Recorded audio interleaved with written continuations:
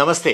ఈరోజు మనము vitamin D deficiency ఎలా వస్తుంది, దాని సిమ్టమ్స్ ఎలా ఉంటాయి, ఎలాంటి జాగ్రత్తలు తీసుకోవాలి, దీనికి ట్రీట్మెంట్ ఎలా ఉంటుంది, దాని గురించి డిస్కస్ చేద్దాం. విటమిన్ డి డెఫిషియన్సీ అనేది చాలా కామన్ ప్రాబ్లం ఈరోజు రేపుల్లో, స్పెషల్లీ యంగ్స్టర్స్లో. ఈ ఐటీ జాబ్స్ వల్ల, ఇండోర్ ఏసీలో పనిచేయడం వల్ల సన్ ఎక్స్పోజర్ అనేది చాలా తక్కువ ఉంటుంది. దానివల్ల ఏమవుతుందంటే ఈ విటమిన్ డెఫిషియన్సీ చాలా కామన్ ప్రాబ్లం అయిపోతుంది. విటమిన్ డి డెఫిషియన్సీ ఎందుకు వస్తుందంటే, జనరల్గా మనము సన్లో ఎక్స్పోజ్ అయితే మన స్కిన్లో ఉన్న కొలెస్ట్రాల్ విటమిన్ డిగా కన్వర్ట్ అవుతుంది. ఈ సన్ ఎక్స్పోజర్ అనేది 10 AM 3 PM మధ్యన అరౌండ్ 30 to 40 minutes ఎక్స్పోజర్ ఉంటే కానీ మనకు సఫిషియంట్ విటమిన్ డి ప్రొడక్షన్ అవుతుంది. అదర్వైజ్ చాలా వరకు ఈ విటమిన్ డి డెఫిషియన్సీ వస్తూ ఉంది. ఈ ఐటీ ప్రొఫెషనల్లో, తర్వాత హాస్పిటల్లో పనిచేసే స్టాఫ్లో, స్పెషల్లీ డాక్టర్స్లో కూడా ఇది వెరీ కామన్ ప్రాబ్లం. ఇంతకుముందు మనం విటమిన్ డి అనేవాళ్ళము, కానీ ఇది విటమిన్ కాకుండా విటమిన్ డి అనేది హార్మోన్ కింద కన్సిడర్ చేస్తూ ఉన్నాము. ఎందుకంటే ఈ విటమిన్ డి అనేది బాడీలో ఉన్న ఎన్నో ఆర్గాన్స్ను, పార్ట్స్కు హెల్ప్ చేస్తూ ఉంటుంది. అదేవిధంగా దీని డెఫిషియన్సీ వల్ల మన ఎన్నో సిస్టమ్స్ పైన ఎఫెక్ట్ అవుతుంది. సో విటమిన్ డెఫిషియన్సీ వల్ల ఏమవుతుంది, ఇనీషియల్ ఏమవుతుందంటే జనరలైజ్డ్ బాడీ పెయిన్స్ వస్తాయి, specially bony pains, muscle pains, muscle aching రావడము, తొందరగా అలసట రావడము, ఫ్యాటీగ్ తొందర రావడము, తర్వాత కొంచెం ఇరిటబిలిటీ రావడము ఉంటుంది. తర్వాత ప్రతి సిస్టమ్ కూడా ఎఫెక్ట్ అవుతుంది విటమిన్ డి డెఫిషియన్సీ వల్ల. అందుకని ఈ విటమిన్ డి అనేది మన బాడీకి చాలా యూస్ఫుల్. దీని డెఫిషియన్సీని కరెక్ట్ చేసుకోవాలి. ఒకవేళ విటమిన్ డి డెఫిషియన్సీ చిల్డ్రన్లో, అంటే గ్రోయింగ్ ఏజ్ వాళ్ళలో వస్తే బోన్స్ సాఫ్ట్గా అయ్యి డిఫార్మిటీస్ వస్తుంటాయి. మీరు చూసింటారు ఊర్లలో కానీ, తర్వాత బస్తీలలో చిన్నపిల్లలకు మోకాళ్ళు వంగి ఉండడము, తర్వాత ఛాతీ డిఫార్మిటీ ఉంటుంది, ఒక్కోసారి స్కల్ కూడా కొంచెము డిఫార్మిటీ ఉండడానికి ఉంటుంది. ఇది ఎందుకు అవుతుందంటే విటమిన్ డి డెఫిషియన్సీ వల్ల బోన్ ఫార్మేషను సరిగా కాదు. స్పెషల్లీ మనము లాంగ్ బోన్స్, అంటే నడిచే వెయిట్ బేరింగ్ బోన్స్లో బోను స్ట్రాంగ్గా లేకపోవడం వల్ల అవి వంగిపోతుంటాయి. బో నీస్ అంటాము, నాక్ నీస్ అంటాము. సో ఇది మనము తొందరగా గుర్తించి ట్రీట్ చేయడం వల్ల ఏమవుతుందంటే ఈ డిఫార్మిటీ ఆపరేషన్ లేకుండానే పూర్తిగా కరెక్ట్ చేయడానికి వీలవుతుంది. అడల్ట్స్లో అయితే ఈ డెఫిషియన్సీ వల్ల జనరల్లీ అన్ఎక్స్ప్లెయిన్డ్ పెయిన్స్ వస్తూ ఉంటాయి. బోనీ పెయిన్, బోన్ టెండర్గా ఉండడము, మసిల్ ఏకింగ్, ఈజీగా అలసిపోవడం అనేది ఉంటుంది. సో ఇది చాలా వరకు, అంటే మనకు ఎనఫ్ వైటమిన్ డి కావాలి అంటే ఇంతకుముందు చెప్పినట్టు ఈ మనము స్కిన్లో ఉన్న cholesterol ultra violet rays vitamin డిగా కన్వర్ట్ అవుతుంటుంది.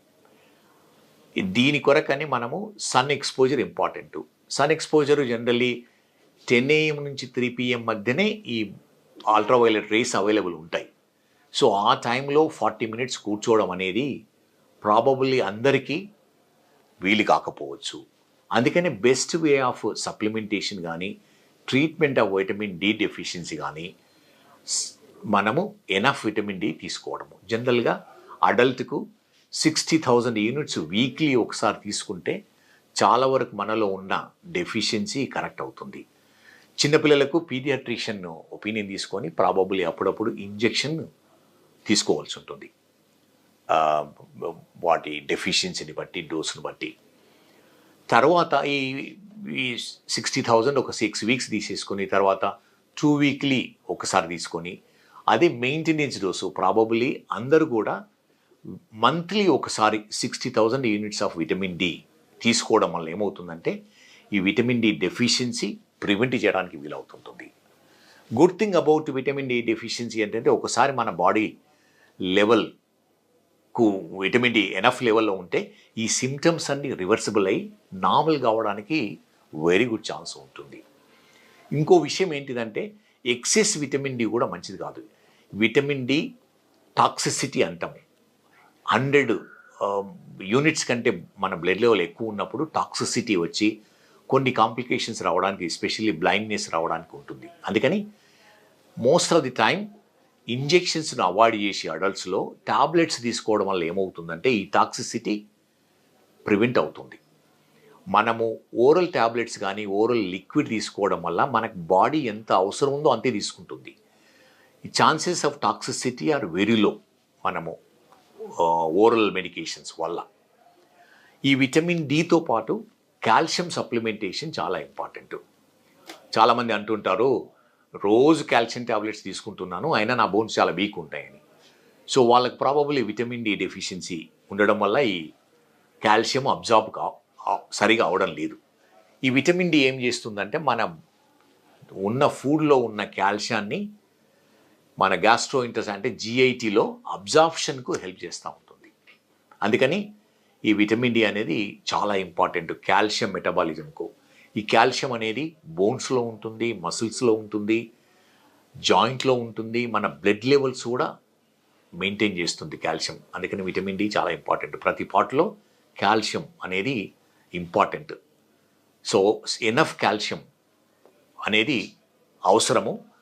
బ్లడ్ లెవెల్ చాలా వరకు కాల్షియం ఎలా అంటే బాడీ నుంచి తీసేసుకొని బ్లడ్ లెవెల్ మన బాడీ మెయింటైన్ చేస్తుంది. అంటే బోన్లో ఉన్న ఎప్పుడైనా కాల్షియం డెఫిషియన్సీ ఉందనుకోండి, బోన్లో ఉన్న కాల్షియం తీసేసుకొని బ్లడ్లో సర్క్యులేట్ చేయిస్తుంటుంది. దానివల్ల ఏమవుతుంటుంది, బోన్ వీక్ అవుతుంది, స్ట్రెస్ ఫ్రాక్చర్స్ వస్తుంటాయి ఎల్డర్లీ ఏజ్ గ్రూపుల్లో. అందుకని విటమిన్ డి ప్లస్ కాల్షియం అనేది చాలా ఇంపార్టెంట్.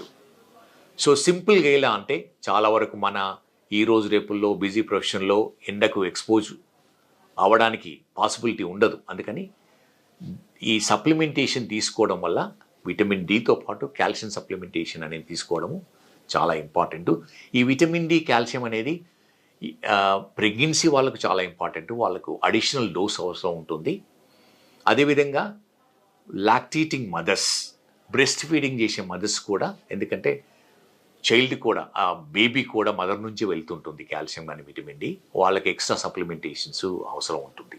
అందుకని విటమిన్ డి వల్ల వచ్చే సిమ్టమ్స్ కానీ ప్రాబ్లమ్స్ కానీ కంప్లీట్లీ రివర్సబుల్, ప్రొవైడెడ్ మనము తొందరగా డయాగ్నోజ్ చేసి ట్రీట్మెంట్ తీసుకోవడం వల్ల ఏమి లాంగ్ టర్మ్ ఎఫెక్ట్స్ లేకుండా ఉండడానికి ఉంటుంది.